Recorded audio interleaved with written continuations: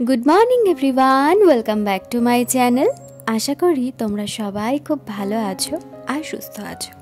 বাজে এখন ঘড়িতে 8:40 মতন, আর এখন থেকে ভিডিওটা শুরু করছি। আজকে জানো তো অনেক দিন পর আবার সকাল সকাল ঘুম থেকে উঠে পড়েছি। সকাল মানে অনেকটাই সকাল। গতকাল রাত্রেবেলা দুজনেরই কি হয়েছিল জানি না, কোনো রকমভাবেই রাত্রেবেলা ঠিক করে ঘুমাতে পারিনি। আমি তো ঘুমাইনি, আমি যখন উঠলাম তখন ওকে বললাম তুমি 2 ঘন্টা ঘুমিয়ে নাও, নয়তো অফিসে গিয়ে আবার সেই মাথা যন্ত্রণা করবে, সারাদিন মাথা যন্ত্রণায় কষ্ট পাবে। ও তাও ভোরের দিকে 2 ঘন্টা ঘুমিয়ে নিয়েছে। আসলে মাথায় চিন্তা থাকলে না কোনো কিছুতেই ঘুমিয়ে শান্তি পাওয়া যায় না। শুধু ঘুমিয়ে কেন, কোনো কাজ বাজ করেই শান্তি পাওয়া যায় না জানো তো। এই কটা দিন ধরে যে কি জ্বালা যন্ত্রণার মধ্যে যাচ্ছি আমরা, মানে বোঝাতে পারবো না। এখন আবার আর একটা সমস্যা হচ্ছে, তোমাদের আগে 2 দিনের আগের ভিডিওতে বলেছিলাম যে আমার এক পিস্তত দিদির হাজব্যান্ড টিকিটের ব্যবস্থা আমাদের করে দেবে, যেহেতু এখন আমাদের টিকিট কনফার্ম হয়নি। কালকে রাত্রেবেলায় জানো তো দিদি জানালো যে এখন তৎকালে টিকিট কাটলেও কনফার্ম হওয়ার চান্স ভীষণই কম, কারণ জামাইবাবুর থেকেই চেন্নাই থেকে কলকাতার বেশ কয়েকজন তৎকালে টিকিট কেটেছে বা কাটিয়েছে, তো তাদের টিকিট না কনফার্ম হয়নি। তো আমাদেরকে বললো তোরা একবার এখানে মানে চেন্নাইতে একবার যে এজেন্ট আছে তাদের সাথে একবার কথা বলে দেখ যদি কনফার্ম হতে পারে। মানে একটার পর একটা সমস্যা লেগেই আছে। এখনও পর্যন্ত আমরা একটা এসিতে টিকিট কেটেছি, একটা নন এসিতে টিকিট কেটেছি, তো দুটোই কমছে, কিন্তু এখনও মানে যেই কমাটাতে আসলে বুঝতে পারবো যে টিকিট কনফার্ম হয়ে যাবে, একটা সিট কনফার্মই হবে, দুটো আর হবে না। তো সেটা অবধি এখন আর এসে পৌঁছাচ্ছে না। তো কি করব বুঝতে পারছি না। কালকে ও একটা চিন্তা, আমারও একটা চিন্তা, বাড়িতে এতগুলো মানুষ আশা করে আছে, আমরা আশা করে আছি, কি করব জানি না। তবে মিস্টার চক্রবর্তী সকালবেলা বলে গেল কিছু তো একটা ব্যবস্থা হবে, বাড়িতে যখন যাব বলে ঠিক করেছি আমরা বাড়িতে যাবই, তুমি ব্যাগপত্র গোছাতে থাকো। আর ট্রেন ছাড়া অপশান রয়েছে ফ্লাইট, আর ফ্লাইটের এখন যা এক একজনের ফেয়ার পড়ছে তাতে আমাদের মতন মধ্যবিত্তদের সম্ভব না। এক একজনের প্রায় 19,000-20,000 টাকা করে লাগছে, তো একদমই সেটা আমাদের পসিবল নয়। তো মিস্টার চক্রবর্তী জানো তো তাই বলছিল যে সামনের বছর থেকে এরকমটা আর করবো না, ফ্লাইটের টিকিট আগে কাটলেও একটু কম পড়ে, আগে থেকে কেটে রাখবো, পুজোর সময় এই টাইমটায় যাওয়ার সময় আর কোনো চিন্তা আমাদেরকে নিতে হবে না। তোমরা যারা বাইরে থাকো বা যারা কোথাও ঘুরতে যাচ্ছ এই পুজোর টাইমটায় বা পুজোর একটু আগে, তারাও হয়তো বুঝতে পারবে যে টিকিটের এখন কতটা প্রবলেম চলছে। মানে এরকম প্রবলেম না, এই যে বাড়িতে 2-3 বার গেছি, এরকম আগে কখনোই হয়নি। তো যাই হোক, ও যখন বলে গেছে তো ব্যাগপত্র গোছাতে হবে, তো সেই কারণের জন্যই সকাল সকাল চলে এসেছি ঘরের কাজকর্মগুলো করার জন্য। হাতে বাকি মাত্র আর 3টে দিন। তো এখন তো ঘর দুয়ার সমস্ত কিছু গোছাতে হবে। আগের দিনের ভিডিওতেই বললাম যে রান্নাঘর বাকি আছে, ঘরের জিনিসপত্র তোলা বাকি আছে, জামা কাপড় গোছানো বাকি আছে। তো সেগুলো ভাবছি আজ আর কালকের মধ্যে সমস্তটা কমপ্লিট করে ফেলবো, নয়তো এরপরে আর সময় পাবো না। আর যদি টিকিট এরকমও হয়, মানে ও তাই বললো যে যদি আগে আমরা কোনো কিছু পেয়ে যাই তো আগেই বেরিয়ে যাব। তো এখন দেখা যাক, সবটাই ওপরওয়ালার হাতে ছেড়ে দিয়েছি। এত বেশি চিন্তা আর ভাবনা না ভাবতে পারছি না, চারিদিক থেকে একটার পর একটা সমস্যা চলেই আসছে। মানে এতগুলো দিন 2025-এর এতগুলো দিন না সব কিছু ঠিকঠাকই চলছিল জানো তো, কোনো কিছুতে কোনো প্রবলেম হচ্ছিল না। প্রথমের দিকেরটা খারাপ থাকলেও আস্তে আস্তে সব কিছু ঠিকঠাক হয়ে গেল। এই সেপ্টেম্বর থেকে শুরু হয়েছে আমাদের প্রবলেম। এই প্রবলেম যে কবে শেষ হবে জানি না। তবে এটাও ঠিক যে সমস্যা আসবে, সমস্যা চলেও যাবে, তারপরেই ভালো দিন আসবে। জানি না কবে কি হবে, জানি না, এখন আর অত কিছু ভাবতে পারছি না। এখন শুধু এতটুকুনি ভাবছি যে ভালোই ভালোই আগে বাড়িতে গিয়ে পৌঁছাই, তারপর অনেক কিছু প্ল্যান বাকি আছে আমাদের নতুন পুচকুর জন্য। আমরা সবাই ভীষণ ওয়েট করে আছি যে কবে ভালোই ভালোই দুজনে বাড়িতে ফিরে আসবে। আর এবার জানো তো প্ল্যানটা একটু চেঞ্জ হয়ে গেছে। প্রথমে তো প্ল্যান এটা ছিল যে আমার শ্বশুর বাড়িতেই দিদিরা সবাই আসবে, এসে থাকবে, মানে বাচ্চাটা হওয়ার পর আমরাও থাকবো। তো আমাদের বাড়ির সামনের রাস্তাটায় জলের এত সমস্যা হয় না, তো ভীষণ প্রবলেম হয়ে যাবে। তো মিস্টার চক্রবর্তী আর দিদিরাও কথা বললো যে মিস্টার চক্রবর্তী বলল যে দেখ 2 দিন ছেড়ে ছেড়ে রাস্তায় জল উঠে যায়, বৃষ্টি হচ্ছে, জল কমছে, আবার বৃষ্টি হবে, জল উঠে যাবে, তো তোর সিজারে হবে বাচ্চাটা, তো তারপর আমাদের তো নিচের বাথরুমটায় জল ভরে যাবে, ওপরে তোর যেতে খুবই অসুবিধা হবে। তো জলের মধ্যে আরও অনেক প্রবলেম হতে পারে, বাচ্চাটার কোনো শরীর খারাপ বা সর্দির কোনো একটু এমার্জেন্সি হলে যে ডাক্তারের কাছে নিয়ে যাওয়া, বা এগুলো নাও হতে পারে, অন্য কোনো প্রবলেমও হতে পারে। তো ওই জলের মধ্যে না আমাদের খুব অসুবিধা হয়, আমরা যে যাই না আমাদের নিজেদেরই ভীষণ বিরক্ত লাগে। ওই জলের মধ্যে দিয়ে পুজোর মধ্যে নতুন জামা কাপড় পরে বেরানো খুব বিরক্তকর। আর ওই বাড়িতে ঢুকে গেলে না আর ইচ্ছা করে না জলের মধ্যে থেকে বেরোতে। আগের বছর পুজোর সময় তো আমি তাই করেছিলাম, সারাদিন ওই বাড়িতে থাকতাম, সন্ধে হলে সব কিছু গুছিয়ে গেছিয়ে দিয়ে আমি নিজের জামা কাপড় গুছিয়ে আমাদের বাড়িতে আসতাম, আমাদের বাড়ি থেকে জামা কাপড় পরে রেডি হয়ে আবার ঠাকুর দেখতে বেরোতাম। আবার রাত্রেবেলা যেহেতু অনেক রাত্রে ফিরতাম, তো 3টে 3:30 বেজে যেত, তো আমাদের বাড়িতে সকালবেলা পর্যন্ত একটুখানি থাকতাম, ঘুমিয়ে ঠুমিয়ে আবার 10টা 10:30টার সময় চলে আসতাম। কিছু করার নেই, জলের মধ্যে ও গাড়ি ঢোকাবে না, গাড়ি তো ম্যাক্সিমাম দিন আমাদের মোড়ের মাথায় দাঁড় করানো থাকতো, তখন হাঁটু অবধি জল ছিল। তো সব কিছু মিলিয়ে আর কি ঠিক করা হলো যে ছর্দির বাড়িতেই আমরা সবাই মিলে গিয়ে থাকবো, আবার আমার বাপের বাড়িতে গিয়েও কয়েকটা দিন আমি থাকবো। তো সব মিলিয়ে ঝুলিয়ে বেশ সামনের দিনগুলো আশা করি ভালোই ভালোই কেটে যাবে, এই আশাতেই এখন রয়েছি যাতে সব কিছু ঠিকঠাক হয়ে যায়। আর দেখো এখন চলে এসেছি ঘরের কাজকর্মগুলো করার জন্য। ওই ঘরের সেলফটা তো পরিষ্কার করে নিলাম, আর একটা টিফিন বক্স নামিয়েছি, আমার যা যা দরকারি জিনিস ওই সেলফে আছে, মানে ইনহেলার, নেল পলিশ, হেন তেন টুকটাক যা যা জিনিস আছে এগুলো সব একটা টিফিন বক্সের মধ্যে ঢুকিয়ে নিয়ে যাব, কারণ এমনিতেই এখন টিকিট নিয়ে প্রবলেম, লাগেজ বেশি করাই যাবে না, যত সম্ভব অল্প অল্প লাগেজ ক্যারি করতে হবে। তো সেই কারণের জন্য যতটা জায়গা বাঁচানো যায় সেই চেষ্টাই করতে হবে। আর এবার তো খাবারের ব্যাগ ট্যাগ কোনো নেওয়ার প্রশ্নই হচ্ছে না, কারণ ট্রেনের সিটই কনফার্ম হচ্ছে না। একটা সিট গোপাল থাকবে, দুটো ব্যাগ থাকবে, ওর পিঠ ব্যাগ থাকবে, তারপরে খাবারের ব্যাগ রাখবো কোথায় জানি না। তো সেই কারণের জন্য খাবারের ব্যাগ সেরকম কিচ্ছু নেব না, খাবার দাবার শুধু রাত্রেবেলা আর পরের দিন সকালবেলা যেটুকুনি খাবার লাগবে সেইটুকুনি নেব, ব্যাস, বাদ বাকিটা আমরা ট্রেন থেকেই অর্ডার করে নেব। এখনও পর্যন্ত সেটাই ঠিক হয়েছে।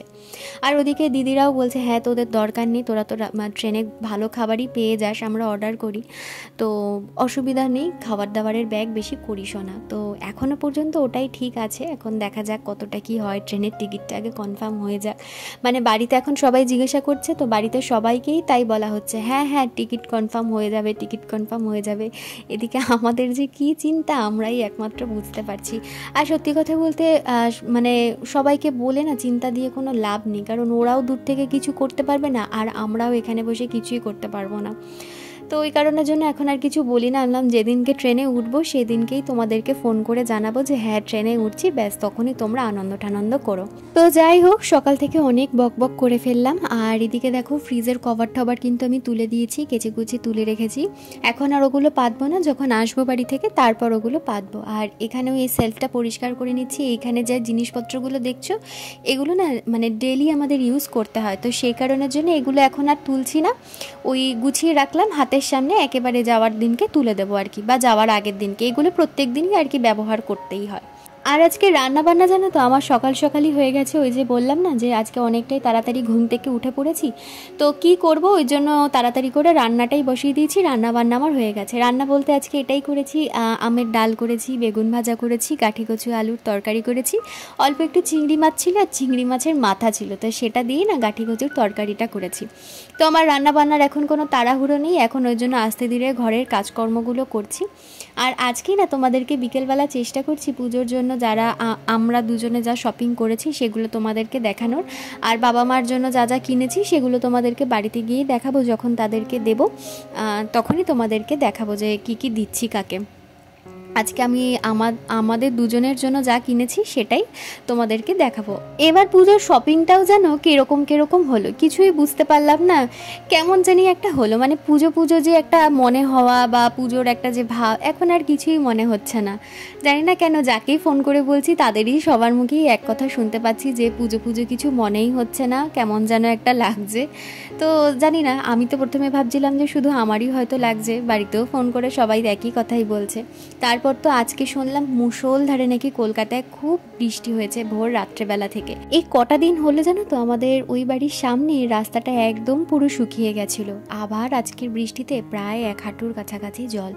আমাদের যেতে মাত্র বাকি আর 4-5টা দিন বাকি, জানি না কি হবে। কালকেই একটা নতুন প্ল্যান হয়েছিল জানো তো, আমরা বাড়িতে যেদিন যাব সেই দিনকে। মানে কেমন জানি সব কিছু হয়ে যাচ্ছে। যাই হোক, কী আর করা যাবে।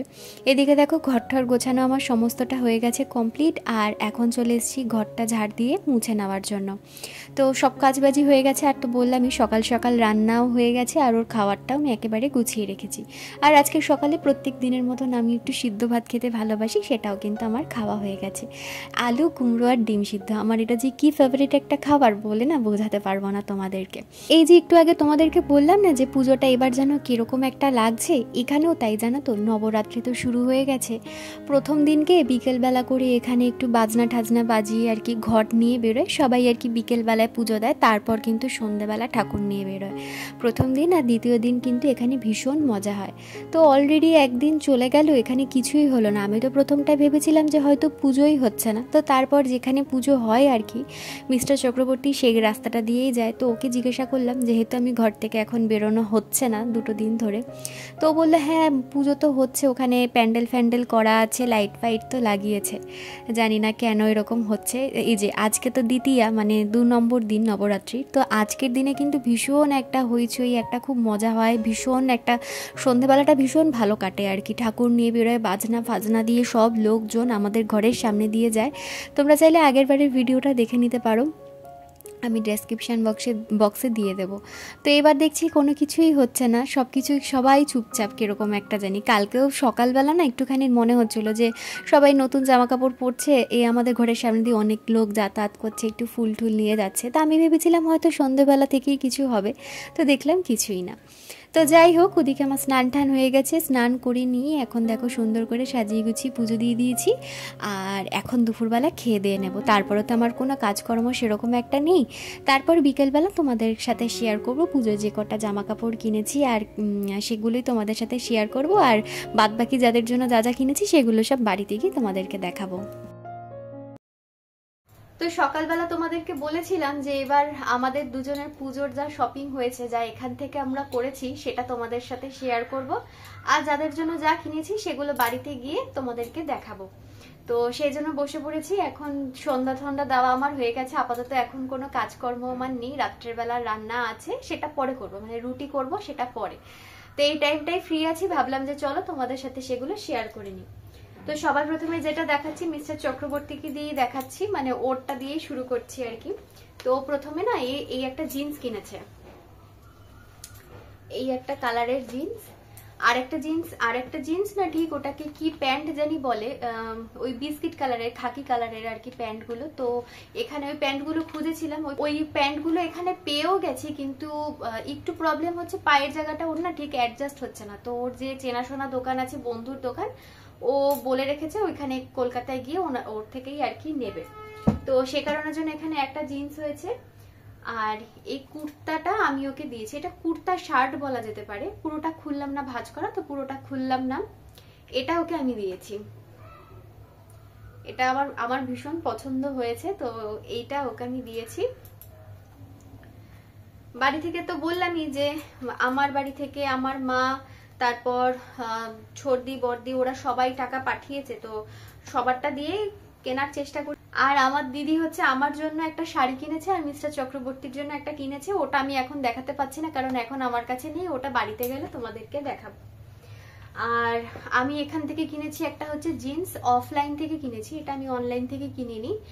এই একটা ব্লু কালারের জিন্স, ড্যামেজ না, একদম পুরো প্লেন জিন্স।